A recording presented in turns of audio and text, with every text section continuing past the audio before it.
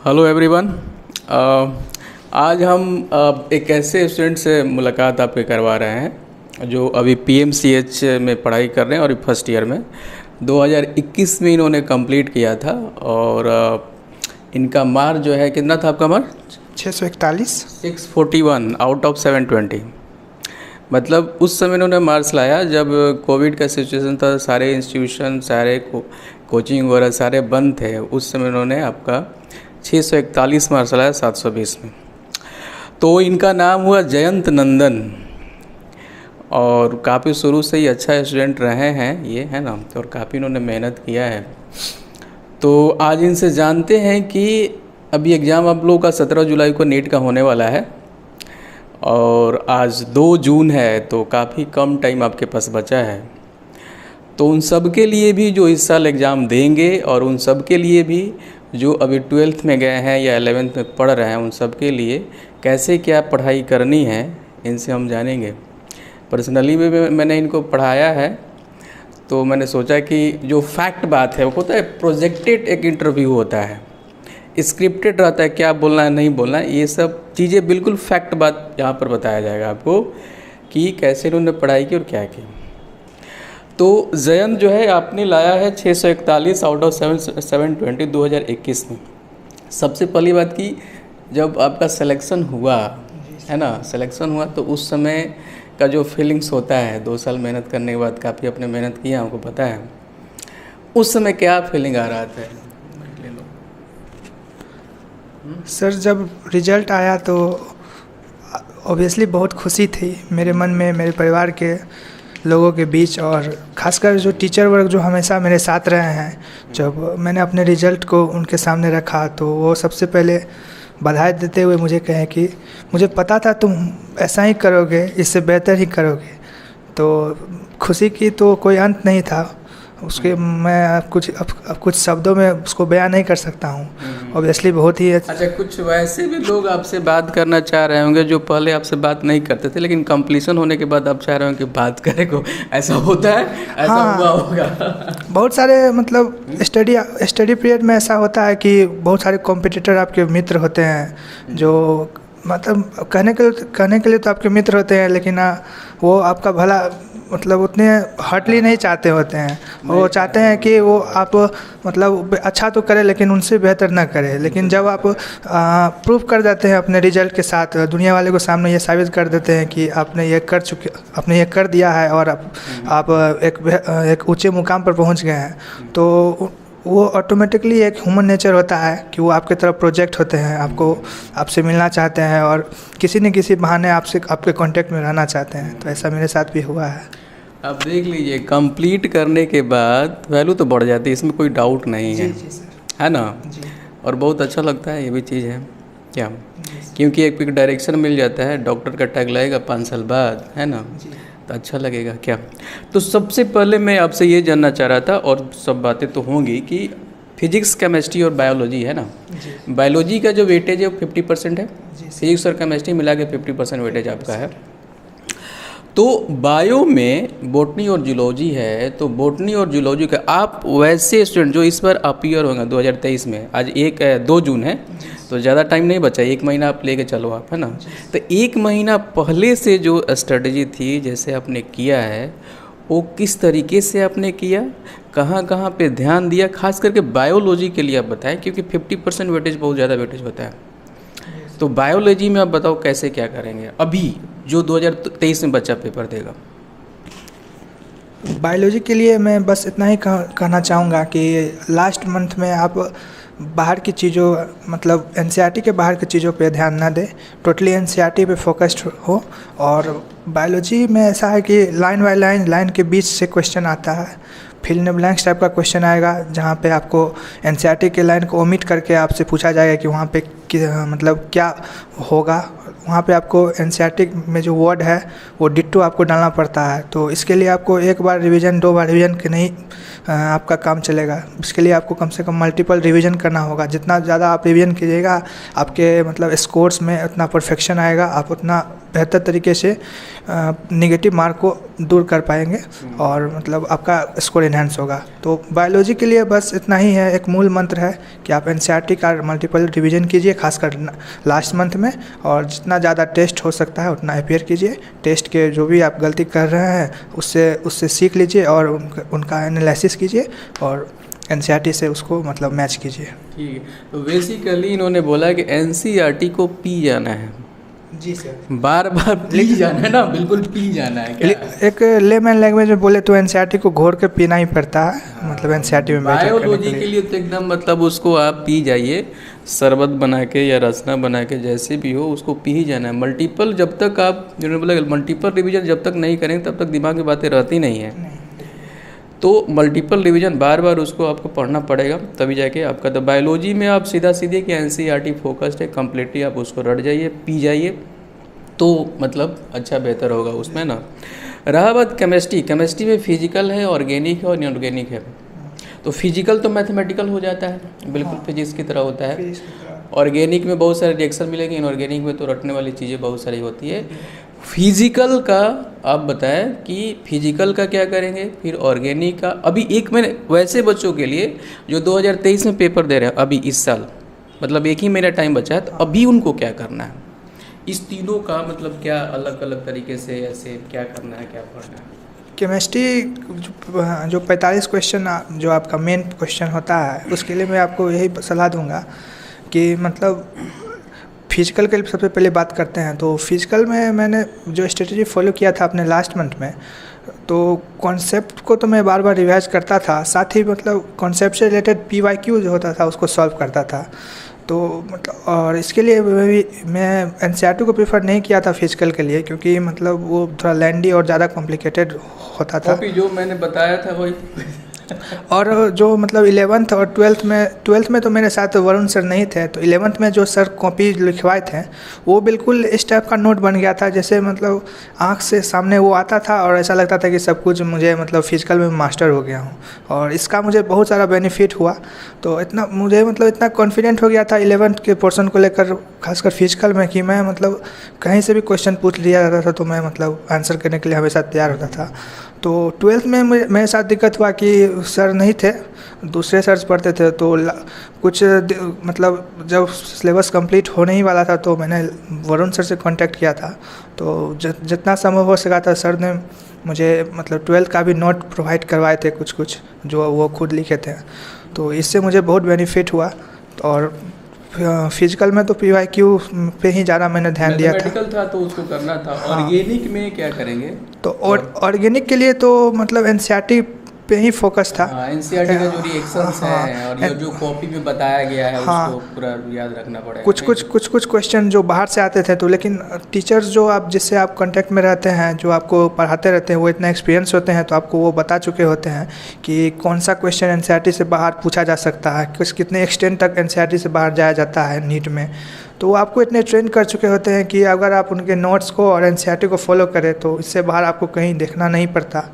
और जहाँ तक इनऑर्गेनिक का बात करें तो inorganic is totally focused on NCERT 11th even in class 11th and class 12th। इससे ज़्यादा आपको नहीं सोचना होता है। जिस तरह से बायोलॉजी में लाइन बाय लाइन क्वेश्चन आता है, उस टाइप का ही क्वेश्चन मतलब इनऑर्गेनिक में भी आपको एनसीईआरटी की लाइन से क्वेश्चन आता है। तो इससे बाहर आप न देखें और लास्ट मिनट पर खासकर तो ऐसा न करें। तो ठीक है, फिजिकल के लिए उन्होंने क्या बताया, फिजिकल के लिए एनसीईआरटी ज़रूरत नहीं। मैं भी बोलता हूँ इस चीज़ को शुरुआत से। फिजिकल में आप जो बताया जाता है उसको आप फॉलो करें, जितना बताया जाता है उसी को फॉलो करें। और जो मॉड्यूल है, मॉड्यूल का क्वेश्चन बनाना जरूरी है ना, मॉड्यूल का। हाँ, मॉड्यूल का क्वेश्चन है कि बहुत सारे लड़के ऐसे करते हैं कि एक बार बना देते हैं और जो नहीं बनता है सर के पास पीछे जाके पूछ लेते हैं और उसको मतलब जो भी उनके डाउट कॉपी होता है उसमें लिख के बस उसको मतलब छोड़ देते हैं। तो ऐसा नहीं करना है। वो ऐसा मैंने जो स्ट्रेटेजी फॉलो किया था कि जो भी क्वेश्चन मुझसे नहीं बनता था उसको मैं मार्क करके रखता था, और उसका जो सॉल्यूशन होता था वो मॉड्यूल के ही उसी पेज पे या उसके मतलब किसी पेज पे कॉपी में पेज पे लिख करके और उसके पीछे चिपका देता था गोंद से। तो ऐसा होता था कि मतलब जब भी मैं रिवीजन करने बैठा था तो वो क्वेश्चन फिर से मेरे सामने आता था। तो कई बार तो मैं उसे बना देता था, लेकिन वो जो डाउट वाला क्वेश्चन होता है वो कई बार आपको फिर से डाउट क्रिएट करता है, और उसके लिए अगर आप चाहते हैं कि फिर से टीचर के पास जाए, फिर से वही उतना ही समय वेस्ट करें, तो ये मतलब एफोर्डेबल नहीं होता है नीट के स्टूडेंट के लिए। तो इसलिए मैंने वन टाइम ही इन्वेस्टमेंट किया था टाइम में उस मामले में। एक बार मैं पूछ लेता था उसको अपने मतलब मॉड्यूल के पीछे चिपका कर रखता था, ताकि बाद में मुझे प्रॉब्लम हो तो मैं उसे फिर से रिवाइज कर सकूं। और ये बात मुझे वरुण सर ने ही बताया था जब मैं मतलब उनके कांटेक्ट में था तभी। मैं आपको अभी बोल रहा मॉडल का क्वेश्चन जो आप बनाते हैं, तो मैं अभी बोलता हूँ कि आप हो सकता है तो मॉडल पे ही बना डालो। अगर उस पर नहीं हो पाएगा तो आप पेज लीजिए, उसके पास चिपका दीजिए, उसी में रख दीजिए, ताकि आपको आसानी हो। क्योंकि बार बार कॉपी निकालना खोजना ये बहुत टफ वर्क हो जाता है जब आपका सिलेबस कंप्लीट हो जाता है तो।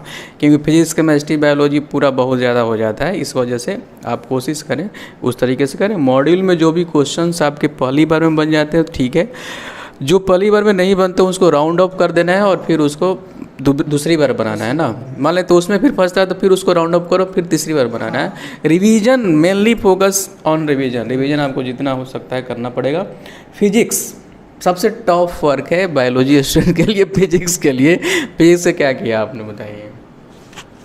फिजिक्स का पढ़ने का स्ट्रेटजी मेरा काफ़ी सिंपल था, क्योंकि इसमें मतलब आपको 2 काम करना होता है। पहला काम होता है आपको थ्योरी पे मास्टरी करना होता है, और उस थ्योरी का आपको मतलब प्रैक्टिकली क्वेश्चन को ब्रेक करते हुए आपके थ्योरी पे जितने नॉलेज है उसको इम्प्लीमेंट करके उसका आंसर लाना होता है। तो थ्योरी पर्सन के लिए मैंने ज़्यादा कुछ नहीं किया था, जो टीचर मुझे पढ़ाते थे उन्हीं के नोट्स से मैं थ्योरी कंप्लीट किया था, और कोई बुक वगैरह इस तरह खास मैंने फॉलो नहीं किया था। और उसके बाद जो कोचिंग द्वारा मॉड्यूल प्रोवाइड किया गया था उसको मतलब सॉल्व करता था, और उसमें भी जो वही स्ट्रेटेजी जो मैंने फिजिकल के लिए फॉलो किया था वही करता था, राउंड ऑफ करके रखता था। और मतलब जो नहीं होता था तो उसको मतलब टीचर से पूछ करके या फिर आपस में डिस्कस करके मैं उसको सॉल्व करता था। तो ये चीज़ रहा आप लोग कैसे कहाँ पे ऑर्गेनिक के लिए, इनऑर्गेनिक के लिए एनसीईआरटी के रिएक्शंस जो आपको दिया गया है और जो सर लोगों ने पढ़ाया उनको आप फोकस करिए। फिजिकल के लिए जो आपको बताया गया है एनसीईआरटी इसमें आपको नहीं फोकस करना है, उन्होंने जो बताया। बायो के लिए, बॉटनी और जूलॉजी के लिए एनसीईआरटी कम्प्लीटली पी जाना है उसको, है ना। फिजिक्स के लिए आपने बताया कि जो सर लोगों ने पढ़ाया उसी पे ज़्यादा फोकस करना है, ज़्यादा इधर उधर नहीं करना है आपको। अभी 1 महीना बच गया है, तो अभी मान लेते सब लोग तो सबका लगभग सिलेबस कंप्लीट होगा, कुछ चैप्टर छोड़ करके। तो टेस्ट का कितना बड़ा रोल है ना। अभी टेस्ट क्या देना है, कितना देना है, मतलब टेस्ट का अब हमको जहाँ तक पता दिए हो तुम, है ना। 1 महीना पहले हमको 2 टेस्ट दे देते तुम। हाँ, तो टेस्ट के बारे में मैं बार बार बोलता हूँ आपको कि 1 महीना पहले अभी टाइम है, तो आप डेली 1 टेस्ट और उसके बाद रिव्यू। तो आपने क्या किया उसको आप खुद बोलो तो ज़्यादा बच्चों को समझ में आएगा। जब मेरे एग्ज़ाम से 1 महीने पहले से मैंने मतलब प्लानिंग करके रखा था कि मुझे इतने टेस्ट देने हैं लगभग। उसके बाद मैंने मतलब प्लानिंग किया कि इतने आवर मुझे पढ़ना है और इतने आवर में मुझे टेस्ट और उससे रिलेटेड क्वेश्चंस में इन्वेस्ट करना है। तो उसके लिए मैंने क्या किया कि पहले मतलब शुरुआत में हर दिन एक टेस्ट देना शुरू किया। तो एक टेस्ट देके मुझे जब एहसास हुआ कि नहीं, एक टेस्ट से अब मुझे मतलब उससे ज़्यादा मैं कर सकता हूँ, उतना ज़्यादा एफर्ट कर सकता हूँ, तो मैंने फिर से 2 टेस्ट देना शुरू कर दिए एक दिन में। और टेस्ट देने का स्ट्रेटजी में भी डिस्कस करना चाहूँगा कि टेस्ट दे करके और अपना नंबर जोड़ करके आप खुश या निराश ना हो। उसमें टेस्ट आपको इस तरह से फ़ायदा कर सकता है कि टेस्ट में जहाँ पे आप गलती करते हैं, जो क्वेश्चन आप मिस करते हैं या फिर मतलब ह्यूमन एरर के कारण आप उसे गलती करते हैं, तो उसको किस तरह से सुधारा जाए। तो मैं टेस्ट देने के बाद जब भी आता था तो जो क्वेश्चन आंसर की से मिलाता था, तो जहाँ भी मुझे गलती लगता था और क्या मैंने गलती किया है, किस क्वेश्चन में मैं मतलब फंसा हूँ, उसको मैं पहले उसको सॉर्ट आउट करता था। उसके बाद समय बचता था तो मैं उससे रिलेटेड जो गलती हुई है उससे रिलेटेड मैं मतलब रिवीजन करता था बुक से, और जो भी मेरे पास नोट्स अवेलेबल थे उस समय उससे, और फिर से मैं 2-2 टेस्ट देना शुरू कर दिया। फिर लास्ट में जब आया तो 1 सप्ताह था तो मैं टोटल रिवीजन वगैरह तो मेरा हो चुका था, तो मैं रिवीजन पे ज़्यादा फोकस नहीं कर रहा था और टेस्ट जितना हो सकता था 2 के बाद 3 भी देता था, और कभी कभी तो मतलब 4 टेस्ट तो नहीं दिया, लेकिन 3-3 टेस्ट मैंने लास्ट के सप्ताह में दिया था। तो टेस्ट बहुत इम्पोर्टेंट है, और मैं लास्ट में सभी कैंडिडेट को यही बोलूँगा कि टेस्ट को आप स्किप ना करें ये सोच कर कि ये रिवीजन टाइम किल करता है, ऐसा नहीं है। ये आपकी प्रिपरेशन में परफेक्शन का काम करता है। So must attend test. मैं बार बार बोलता हूँ, टेस्ट और उसका रिव्यू करना बहुत मस्ट है। ये भी बात यही बोल रहे, और हमारी बात तो उतना ज़्यादा आप लोग तो ध्यान नहीं देते होंगे, लेकिन ये क्वालिफाइड है तो इनकी बात आप लोग ज़्यादा मानिएगा, इसलिए हमने इनको बुलाया कि भाई आ जाओ कुछ बता दो, है कि नहीं। तो टेस्ट और उसका रिव्यू करना बहुत ज़्यादा ज़रूरी है। जहाँ पर आप गलती किए हो या जो आपसे गलती हुआ है, होता है क्या है कभी कभी जानते हुए क्वेश्चन गलत हो जाता है कि आता है कॉन्सेप्ट आ रहा है, लेकिन कुछ गलती की वजह से वहाँ पर आप गलत कलर करके चले जाते हो, तो इससे परफेक्शन आता है, जैसे उन्होंने बोला है। तो टेस्ट दीजिए और रिव्यू करिए, बस ये काम आप 1 महीना करो। 1 हो पाता है तो ठीक है, 1 में ही आप करके चले जाओ। रिव्यू करने में टाइम लगेगा, रिव्यू में हाँ टाइम लगता है ना। कितना टाइम लगता है रिव्यू करने में? कितना टाइम लगता है? जैसे टेस्ट 3 घंटे का होगा, हाँ, रिव्यू करने में कितना टाइम लगता था? तो वो टेस्ट के क्वेश्चन पे डिपेंड करता था। कभी कभी आसान सा क्वेश्चन पेपर सेट होके आ जाता था। एवरेज कितना लगता हाँ, तो 1 से 1.5 घंटा लग जाता था। कितना भी आप अच्छे स्टूडेंट हो, आपको रिव्यू करने में मिनिमम लग जाता था। मिनिमम वो ज़्यादा भी लग सकता है, हाँ, मतलब क्वेश्चन के ऊपर डिपेंड करता है। क्वेश्चन के ऊपर हो सकता है कि 2.5 घंटा भी लग जाए आपको, है ना। 2.5 घंटा भी लग सकता है, वो क्वेश्चन के ऊपर डिपेंड करेगा। मिनिमम 1.5 घंटा इन्होंने बोला है, 2.5 घंटा भी लग सकता है, 3 घंटा भी लग सकता है, लेकिन वो वेस्टिंग ऑफ टाइम नहीं है हमारे ख्याल से, वही आपको रिजल्ट दिलाएगा। आपका लास्ट समय में टेस्ट और उसका मतलब एनालिसिस आपको रिजल्ट में 20 से 25 नंबर का डिफरेंस ला सकता है निश्चित रूप से। तो सारी बातें आपको बता दिया गया 2023 में जो अपीयर्ड अभी होने वाले हैं उनके लिए कि आपको क्या कैसे करना है। और जो फाउंडेशन है बच्चे, जैसे अभी 1 साल उनके पास टाइम है, जैसे 12th वाले हैं, तो उनके लिए तो क्या अभी मतलब कैसे क्या करना होगा? अभी तो 1 साल पूरा टाइम है, तो बस अगले साल देंगे। जब बच्चे 11 फाउंडेशन करके फ्रेशर बैच में आते हैं तो वो निश्चित रूप से हाई मतलब उनके एनर्जी में रहते हैं कि इस साल तो पिछले साल तो मैंने ये कर दिया, वो कर दिया, कोविड था, बहुत सारे बहाने उनके पास होते हैं।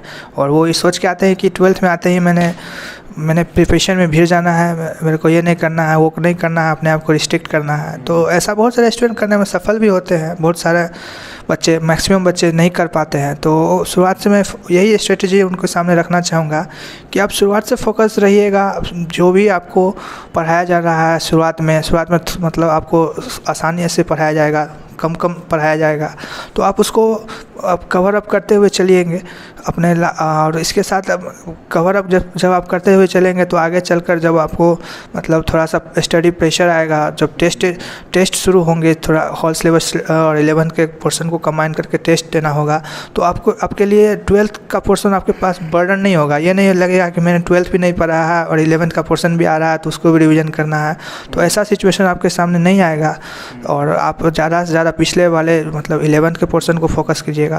तो इसलिए 12th में यही है कि जो आपको पढ़ाया जाता है उसको धीरे धीरे आप अपना करते चले, कंप्लीट करते चले। स्टडी आवर जैसे क्लास के साथ साथ मतलब क्लास मान लेते हैं 5 घंटे का चलता है ना, तो क्लास आवर के साथ साथ पूरा स्टडी आवर कितने घंटे मतलब रेगुलर वे में होना चाहिए ताकि हो सके? आपने क्या किया था, है ना, क्लास के साथ साथ कितने घंटे लगभग?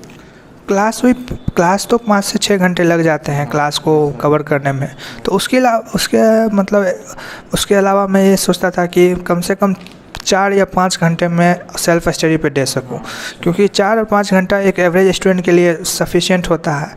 और मैं अपने स्टडी आवर की बात करूँ तो मैं वही 6 घंटा लगभग देता था हर दिन टेस्ट ये क्लास अटेंड करने के बाद। तो 5 घंटा यहाँ और 5-6 घंटा 5 घंटा वहाँ, मतलब 10 से 11 घंटा मैं मतलब डेली अपने स्टडी पे देता था। और ये नहीं था कि मैं स्टडी के लिए बहुत ज़्यादा सीरियस हो जाता था, इतना डिप्रेशन वगैरह में नहीं था। तो हाँ, ये नहीं है कि एक दिन आप पढ़ें और 15 घंटा पढ़ ले, दूसरे दिन आप दिन भर सोए रहें, तो ऐसा नहीं करता था मैं। रेगुलर पढ़ता था, भले स्टडी आवर थोड़ा कम भी हो जाता था, किसी किसी दिन कोई और काम में या फिर मतलब होता है घर पे। कोविड टाइम में मैं पढ़ता था तो। अच्छा हाँ, कोविड से याद आया कि कोविड के टाइम में ये 12th में थे, ठीक है, और पूरा बंद था। कोविड के टाइम में इन्होंने अभी मैंने हमको पता चला कि कोविड के टाइम में ने बहुत स्ट्रगल किया। इनके यहाँ जहाँ पर ये थे वहाँ पे नेटवर्क नहीं था, तो ये लोग ऑनलाइन स्टडी चल रहा था। ऑनलाइन स्टडी के लिए क्या कहाँ जाना पड़ता था पढ़ने के लिए, या टेस्ट जब होता था कहाँ जाना पड़ता था पढ़ने के लिए? स्टडी के लिए तो रूम पे तो मेरे नहीं रहता था कभी भी नेटवर्क, क्योंकि मेरा जो घर है वो थोड़ा नेपाल से रिलेटेड सटा हुआ है, तो बॉर्डर इलाका में थोड़ा नेटवर्क का प्रॉब्लम होता है। तो उसके लिए तो मैं क्या करता था कि अपना फील्ड वगैरह था वहाँ पे नेटवर्क किसी पार्टिकुलर पोजीशन पे नेटवर्क होता था, तो मैं सब कुछ कॉपी वगैरह किताब वगैरह लेके वहाँ चले जाता था। और जो भी मेरे दोस्त लोग रहते थे, जो गांव के दोस्त लोग थे, जो पढ़ते तो नहीं थे, मतलब इस तरह से बैठ के वहाँ मोबाइल चलाते थे, उनसे रिक्वेस्ट करता था, उनको थोड़ा बड़ा पार्टी वगैरह दे के बोलता था भाई चले जाओ यहाँ मुझे पढ़ना है। तो इस टाइप से मैं पढ़ता था। कभी कभी तो मुझे नदी के किनारे जाकर पढ़ना पड़ता था वहाँ पर, क्योंकि कोसी नदी मेरे मतलब गाँव के बगल से गुजरती है, तो वहाँ पर नेटवर्क अच्छा रहता था और थोड़ा शांत माहौल रहता था, वहाँ पे जाकर भी पढ़ता था। तो कोविड टाइम में थोड़ा स्ट्रगल करना पड़ा, लेकिन कुछ पाने के लिए तो इस सब तो नॉर्मल चीज़ है। देखिए कोविड के टाइम कितना मुश्किल था, मतलब इनको घर छोड़ करके नदी किनारे बैठ के पढ़ाई हुआ है। हमको लगता है कि ऑनलाइन ऑफलाइन रहता तो शायद और अच्छा बेहतर रिजल्ट आता, हमको जो लग रहा है, क्योंकि हमको पता है तुम्हारे पोटेंशियल के बारे में। हाँ, तुमको तो एम्स दिल्ली में जाना चाहिए, तो PMCH में हो अभी। चलो कोई बात नहीं, बहुत बढ़िया है, कोई दिक्कत नहीं है। स्टडी बार 4 से 5 घंटा डेली क्लास आवर के बाद 5 घंटा अगर क्लास, हाँ सेल्फ स्टडी 4 से 5 आवर अब करिए, जो उन्होंने बोला। कंटिन्यूस स्टडी करिए, उन्होंने बोला कि कंटिन्यूस चाहिए, ऐसा नहीं कि एक दिन पढ़ लिए 25 घंटा, तो 25 घंटा तो नहीं हो मतलब ज़्यादा पढ़ लिए और अगला दिन बस 2 दिन तक लगातार सोए, तो उस तरह का काम नहीं है। कंटिन्यूस बीच बीच में आपका होगा अप डाउन होगा, कंटिन्यूस तो हो ही नहीं पाएगा, अप डाउन थोड़ा सा होगा। घूमने जाने का मन है, जाइए घूमिए, किसी के साथ जाना है तो किसी के साथ भी जाइए, कोई दिक्कत नहीं है। लेकिन पढ़ाई का टाइम 4-5 घंटा लगभग एवरेज निकालिए आप, है ना, तो उनके लिए ये हो जाएगा। कोविड टाइम में आपने देखिए टेस्ट का रिव्यू आपको बार बार करते रहना। 2023 में दे रहे हैं, 2022 में अभी टेस्ट दो डेली, है ना, उसका रिव्यू करो, वही आपको पार लगाएगा। 2023 वाले जो हैं कंटिन्यूस स्टडी आप करते रहिए, ओवरऑल इनका यही कहना है ना, कंटिन्यूस स्टडी करते रहिए। पढ़ना स्टार्ट कीजिए। हाँ ठीक है। अब कॉलेज में तो अच्छा लग रहा होगा, अच्छा है लग रहा है ना। अच्छा एक चीज़ और, आप बोल दो कि पढ़ना है, देखो यहाँ जितना आप लोगों को अभी पढ़ना है उससे कितना ज़्यादा पढ़ना है वहाँ बताओ, कितना मेहनत अभी है। ऐसा नहीं कि जाने के बाद वहाँ मस्ती, ऐसा कुछ नहीं है, कॉलेज वे मिल जाता है। हाँ, जब आप नीट का प्रिपरेशन करते हैं तो आपको लगता है कि नीट मतलब दुनिया का सबसे बड़ा और सबसे भारी काम है इसको क्रैक करना, लेकिन ऐसा नहीं है।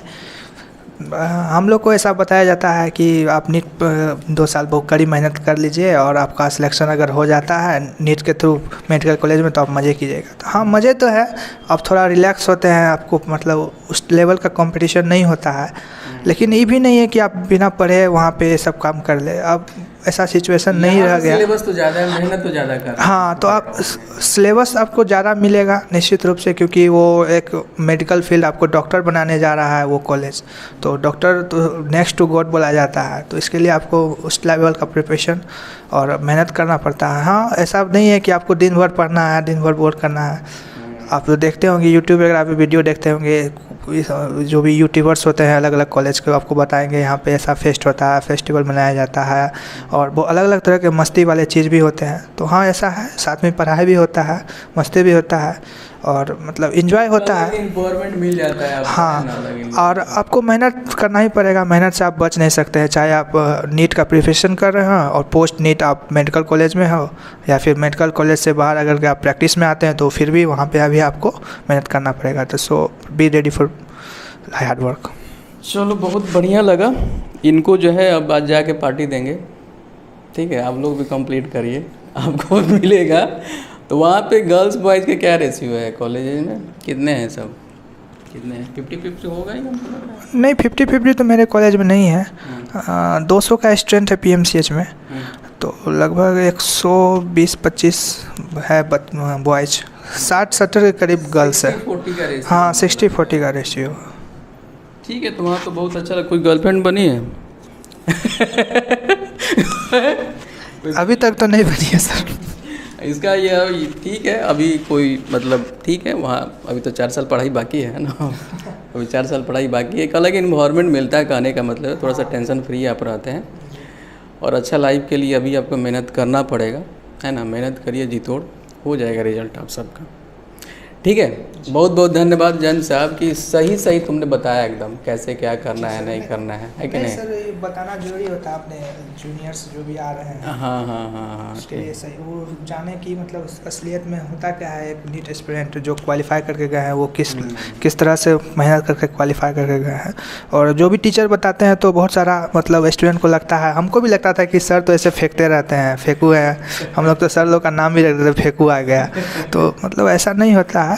और जब आप रियलिटी किसी ऐसे बंदे से मिलते हैं जो सच में उसी सिचुएशन, उसी माहौल में, उसी टीचर से पढ़ के गया है एक मेडिकल कॉलेज में, तो आप निश्चित रूप से इंस्पायर होते हैं और आपके अंदर वो मतलब एनर्जी का वो संचार होता है जिससे आप कर सकते हैं। तो लास्ट में मैं यही कहना चाहूँगा, मेहनत कीजिए, पढ़ते रहिए, टेस्ट दीजिए, और निश्चित रूप से भगवान आपको सफल बनाएंगे। धन्यवाद। चलिए, थैंक यू। तो अब हम लोग जा रहे हैं पार्टी करने, और आप लोग भी पार्टी के लिए तैयार रहिएगा। 2023 में 2022 चल रहा है ना, 2022 में तो क्वालिफाई आप भी करिए, आपको भी बुलाएंगे। इनको अपने रूम पे बुलाया है ना। तो ठीक है, ओके, मिलते हैं फिर अगले सेशन में।